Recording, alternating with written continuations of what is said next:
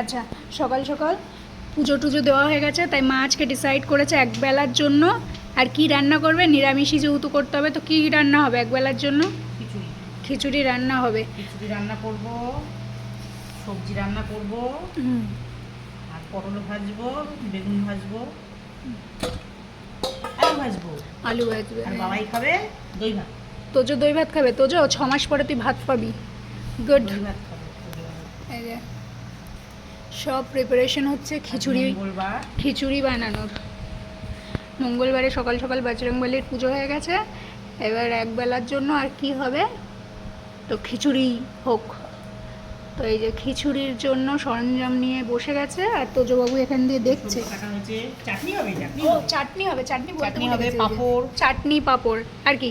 ওই তো, চাটনি পাঁপড় খিচুড়ি সবজি। তরকারি ভাজা। আহ জমে ক্ষীর। জমে আর তোদের ক্ষীর। একটু দই পাবো, ও তোজোর শেষ পাতে দই। একটু ভাগ বসাতে হবে তোদের পাতে। তোজো মা? শেষ পাতে দই খাবো, তাই তো? আমার মাও বলছে মাকে মারবে। হ্যাঁ, মাও বলছে আমার পাতে ভাগ বসাবে, দিদিরা বলে। দিদিরা খেয়ে নেয়, দিদিরা বলে না, দিদিরা খেয়ে নেয় আমার আবার খাবার। মাও বলছে। আসো না, না না, কুমড়োটা কাউকে দেবো না। কুমড়োটা কিন্তু তোজোর। হ্যাঁ,